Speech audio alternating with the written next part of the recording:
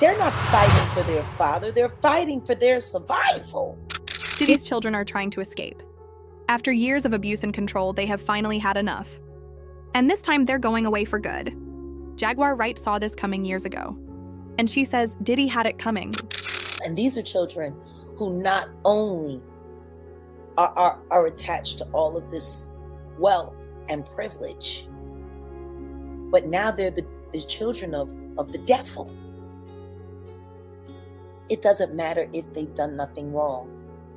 They're all going to assume they know something, no matter what they do.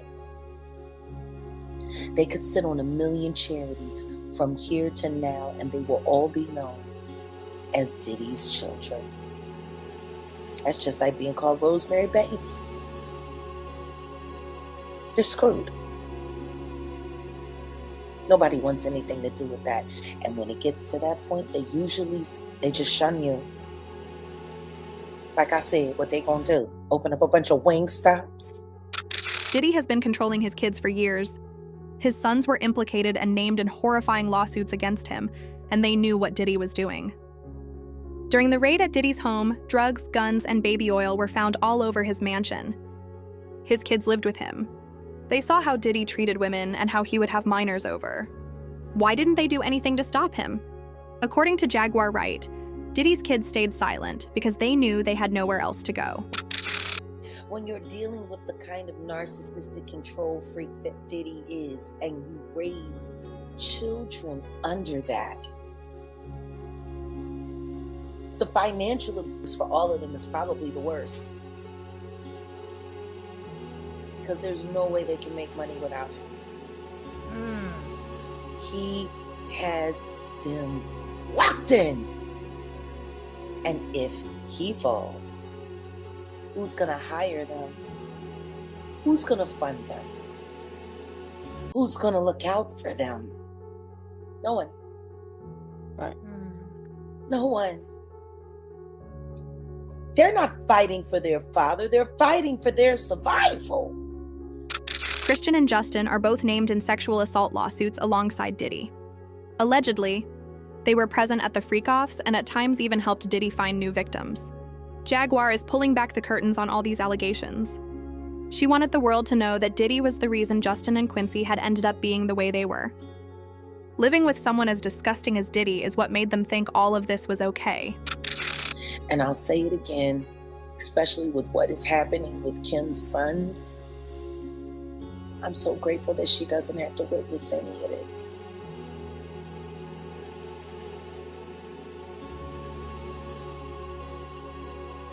Because this probably would have killed What's him. stopping? Anyway, Christian under scrutiny, Quincy being mocked and scorned, the girls now being implicated into home in the SA with their father by a girl who worked the white parties. Like, this is a lot. If Diddy falls, his kids go down with him. No one is going to hire them after this. And it was Diddy's money that they were spending. None of Diddy's kids have successful careers. And they know this. This is why they've been helping Diddy all along. They're outcasts at this point. At WS was all clear from the start that Diddy wasn't working alone. Finding out that the person helping him was his own son, however, was disgusting. And they didn't choose it. They were born into this.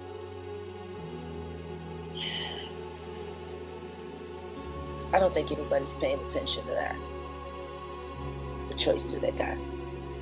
If that man calls and say, I need you to do this, I need you to do that, what else are they going to do? They gotta bet on him. I'm sure they're all praying he makes it, because if not, what are they going to do?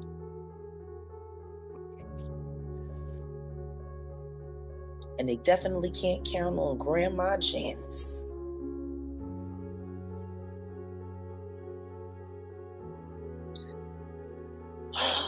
They're screwed.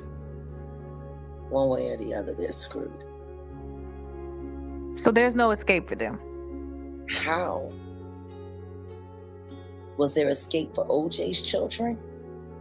Their daddy is the new OJ. And we already know he done it.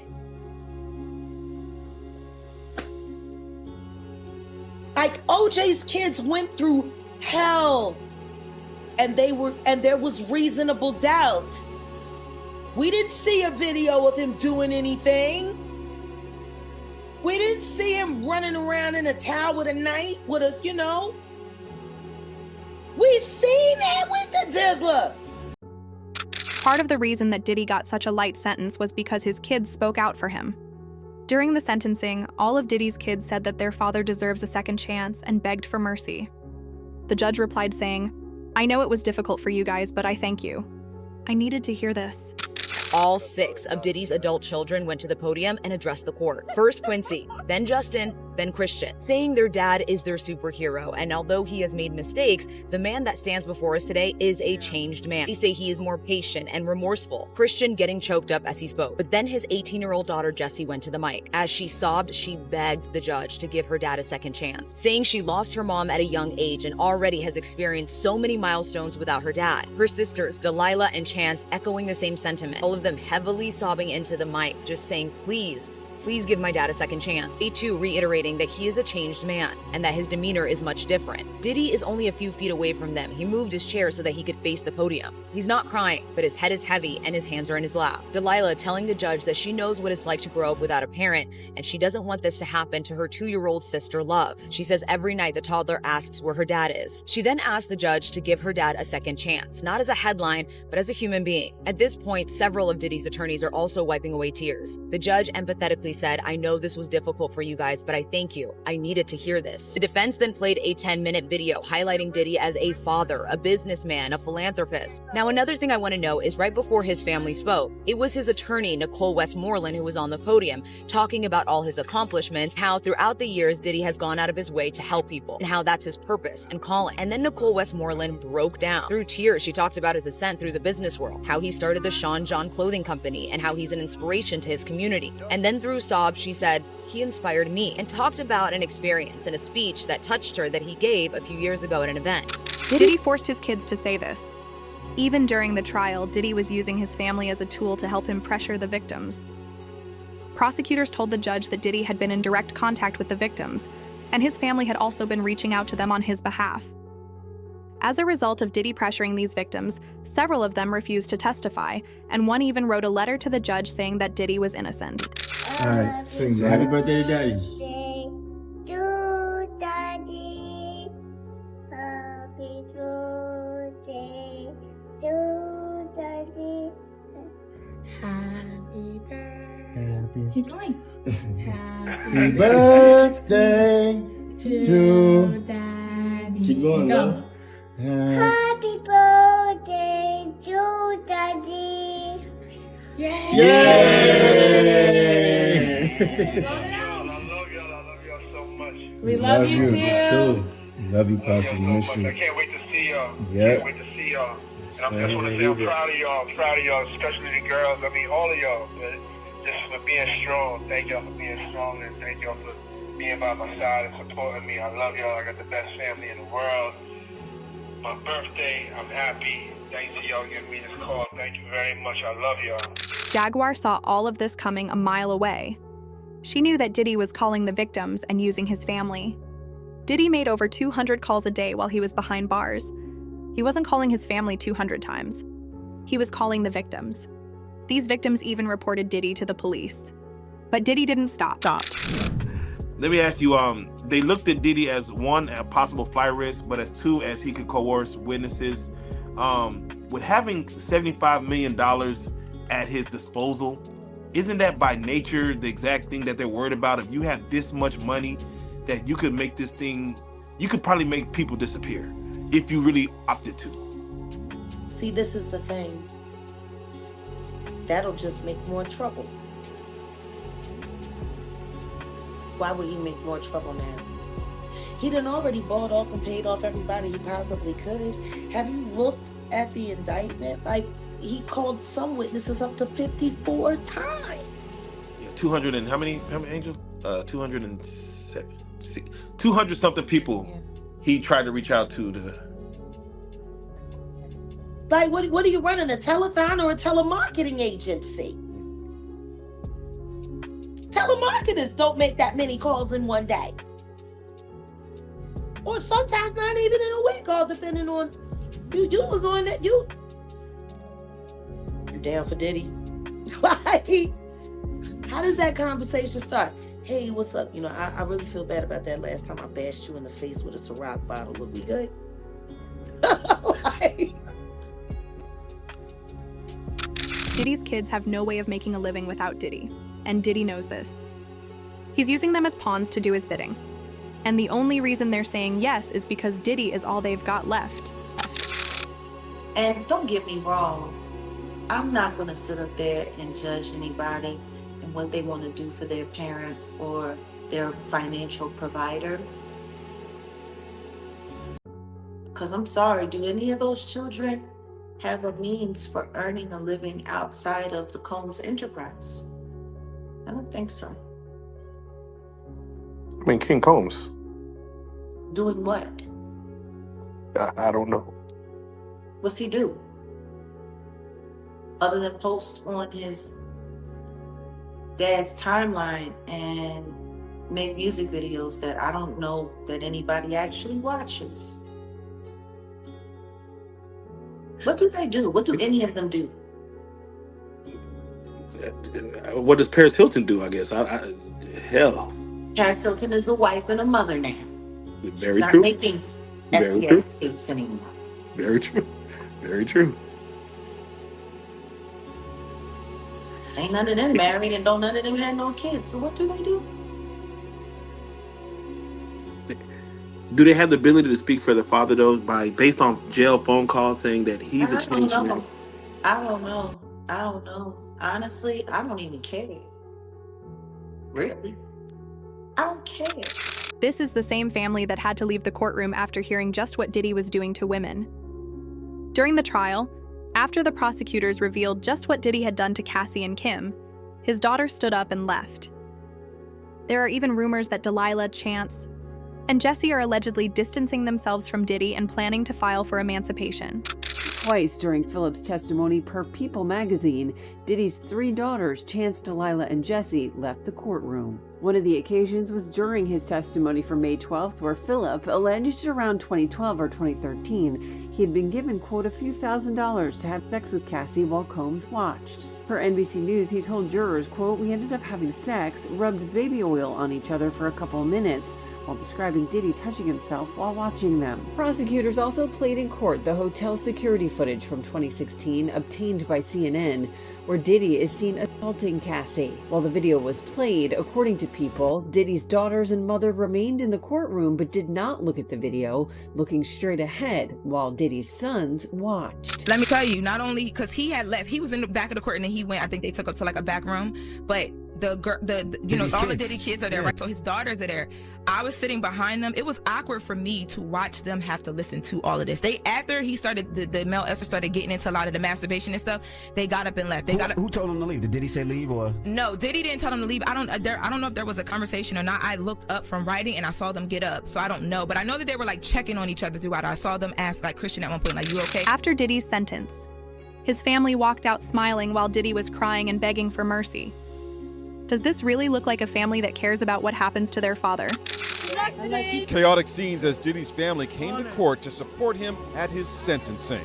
How you feeling today, Mama? His mother, Janice, was followed by his son, Quincy, and 3 daughters who entered court hand in hand. Another son and his girlfriend were also there to show their support. The reality of the situation is that Diddy's kids are just as bad as him.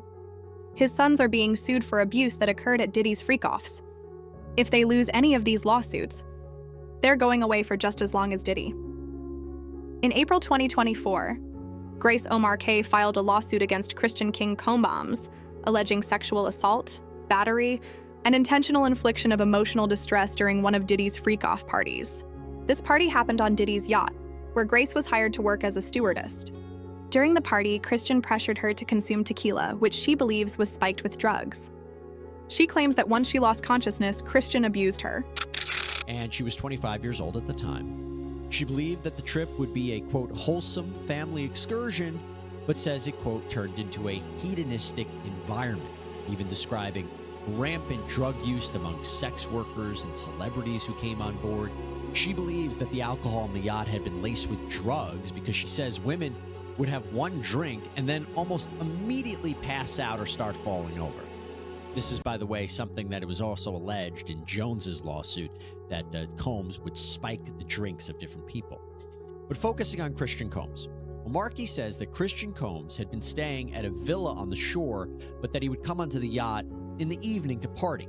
And on December 28, 2022, Christian reportedly arrived very intoxicated and then proceeded to pressure Markey to take shots of tequila.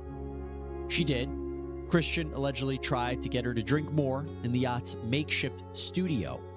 Markey alleges that Christian kissed her neck, kissed her face, as he groped her legs, breasts, and private areas.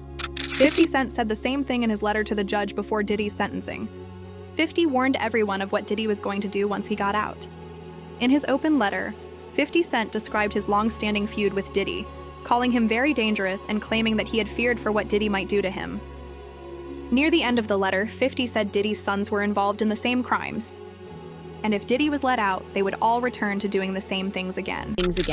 Judge Submaranian. Now, he posts this as a text message. I don't know if this was a text message to his lawyer, where maybe he was instructing his lawyer to write this letter to the judge. If you don't know, the judge is accepting letters in the case of the sentencing of Sean P. Diddy Combs, who's set to be sentenced tomorrow. And 50 Cent decided to write his letter to the judge as well. If you don't know, at this point, I think it's abundantly clear that 50 Cent is the baby father of the child that belongs to not only 50, but the woman that is identified as Jane Doe. That woman, I think we now know, is Daphne Joy. So Daphne Joy's baby daddy is 50 Cent. So maybe there's a reason and there's some relevance here for 50 to have somewhat of a letter being sent to the judge. Why? Well, one of the two victims, or the main two victims, which is victim one, we all know is Cassie, but victim two is known as Daphne Joy. Who's Daphne Joy's baby father? 50 Cent. So he writes a letter and he says, "Dear Judge Submaranian, I've had an ongoing dispute with Puffy for over 20 years. He's very dangerous. Multiple times I have feared for my life. I think you should consider the safety of the general public, Your Honor, before unleashing him upon them. There hasn't been enough time for him to reform or make any adjustments, despite his trying to teach a class in there." This is how you know he actually wrote this. This is bad grammar. Despite him trying to teach a class in there. As you're already aware, the government has spent maximum amount of money on deploying federal agencies, which appear to be an army, in two locations simultaneously.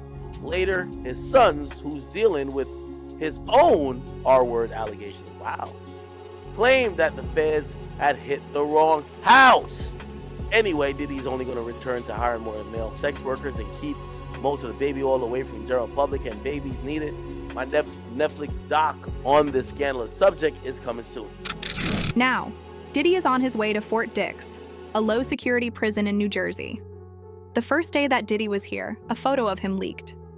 This is the first picture of Diddy we've seen since the trial began, and it shows him walking in the courtyard with a white beard. Sean Diddy Combs was transferred to the federal prison at Fort Dix, New Jersey yesterday, where he will start to serve the rest of his 50-month sentence. Combs had been held at a detention center in Brooklyn. He was convicted in July on 2 counts of interstate prostitution. Combs is slated to be released in May of 2028, but could be released earlier for good behavior. Jaguar Wright and Gene Deal have both revealed exactly why Diddy wanted to go to Fort Dix. His lawyer specifically requested Fort Dix, claiming that it is close to New York and Diddy wants his family to visit. The real reason Diddy picked Fort Dix, however, is because it is a low-security prison and because of the drug program it offers. Fort Dix offers inmates the option of joining the RDAP program. The RDA app is an intensive 500-hour, 9-month substance abuse treatment program for inmates. Completing it could entitle Combs to as much as a full year's early release from behind bars. A lot of people look at it like this hasn't affected his pockets technically as far as just on the status level. It's affected his pockets. It's just left him. He's still got enough to play with. A lot to play with. I mean. Yeah, for now.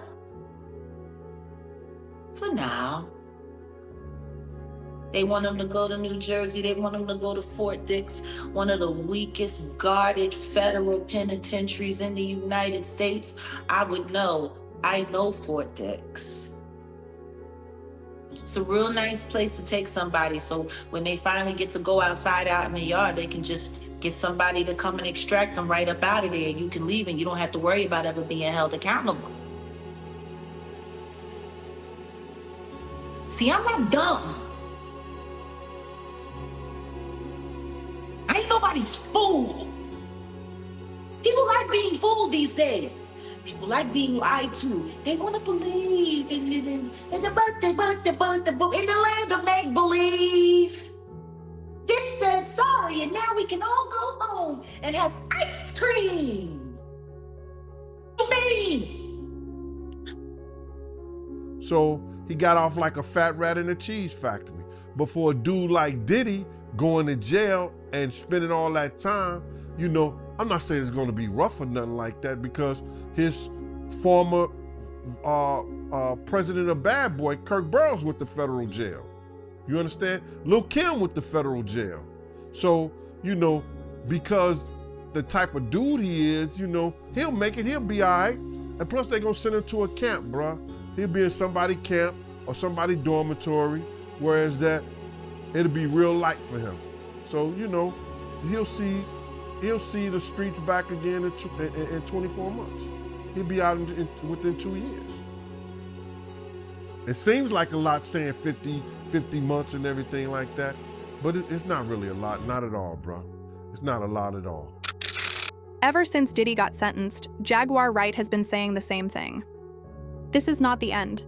There are more victims. Even as she stood outside the courthouse, Jaguar repeated the same thing to anyone willing to listen. There are still voices that need to be heard, and it's not just Diddy. The industry is filled with monsters and they need to be arrested. This case that happened in the R. Kelly case, because if that had been properly addressed, this would have been addressed back then. These people have been working together, all in cahoots for all of this time, and it needs to all be addressed. I'm glad it's not just me anymore. I'm glad it's someone else. I'm glad there are other people who need to be heard. I'll be sure. I'm glad they're hearing him, Cassie. I'm glad they're hearing her, Kim Porter. Through, I'll be sure. I'm glad. Natanya Rubin, I'm glad. All of these things. So yeah, it's mixed emotions, but I just know when you pray for something and God answers it, you should be happy. Diddy spoke to the judge before sentencing, and it sounded like he was taking accountability. Accountability for what? Same kind of accountability he took after he told everybody Cassie was lying on him, and then he got popped on my birthday when the video came out on CNN. And then he had to come back and do the whack-a-doodle-doo. Yeah, I guess accountability for what he got caught for. How does now nobody not see that the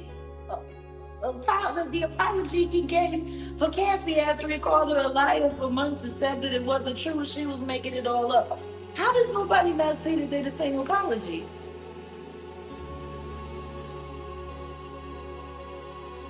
How does nobody not see that what he just did in that courtroom was no different than the monologue that was in Blink Twice?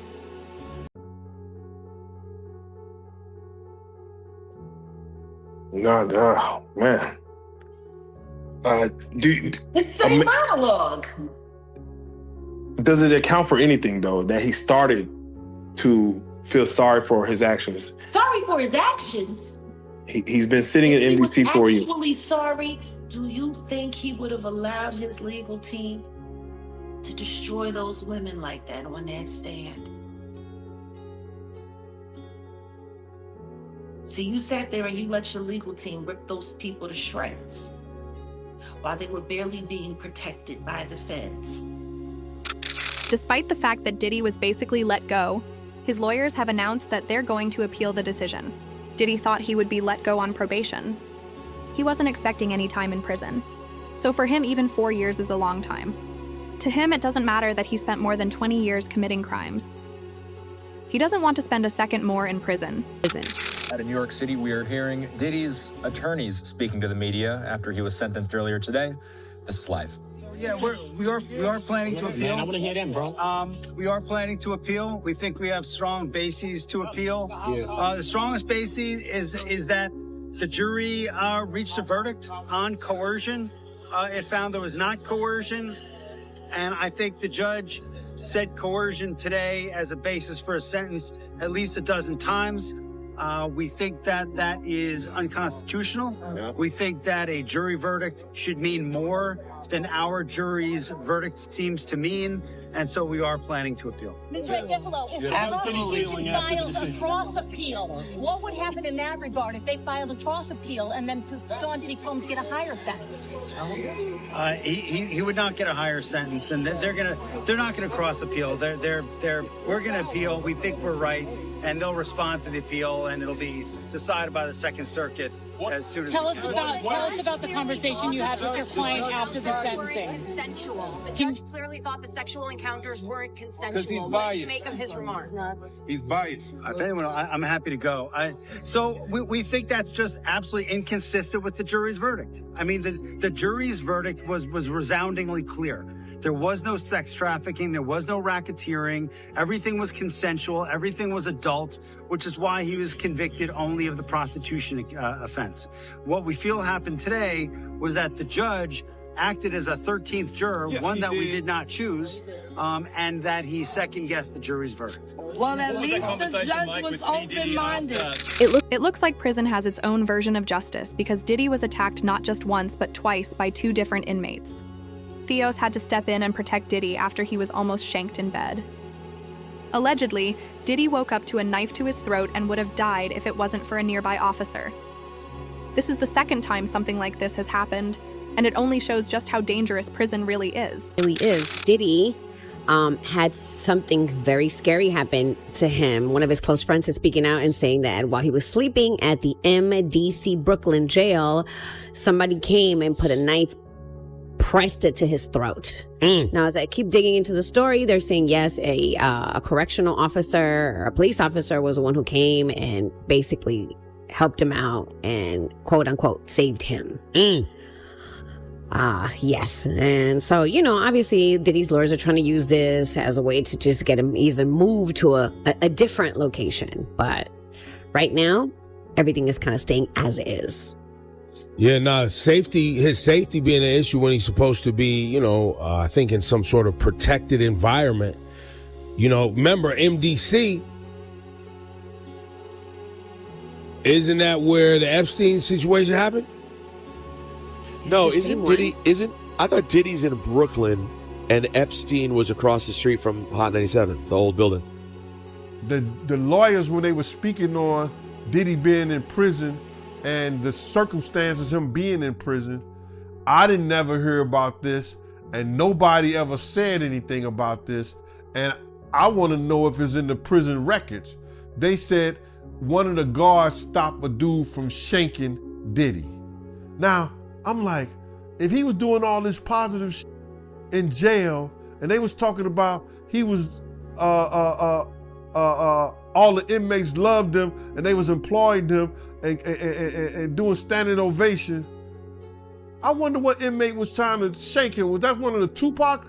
Was that one of the Tupac fans, or that was one of the Biggie fans? Because they said that the guard, they said that in court. One of the lawyers, one of the guards stopped one of the individuals that was trying to shank him, bruh. And that was crazy. Nobody, I never, that didn't leak. Everything leaks from prison, but that didn't leak. Nobody wrote home and said, yo, dudes is in here trying to stab Diddy up. But the lawyers mentioned that today. I want to see if they're going to investigate that right there. You know what I'm saying? And base that, or he probably used that, base that on trying to help Diddy getting into one of those camps or one of those programs that, he ain't got to worry about nothing. Diddy's in just as much danger to himself as he is to others. Prison takes a big toll on a person. And according to Gandeal, Diddy doesn't have what it takes to survive behind bars. Push comes to shove, Diddy might just decide to take the easy way out and Unal alive himself. The deeper you look, the darker it gets. Subscribe. Drop a comment if you think Diddy's protecting someone bigger. And don't miss what Jaguar Wright exposes.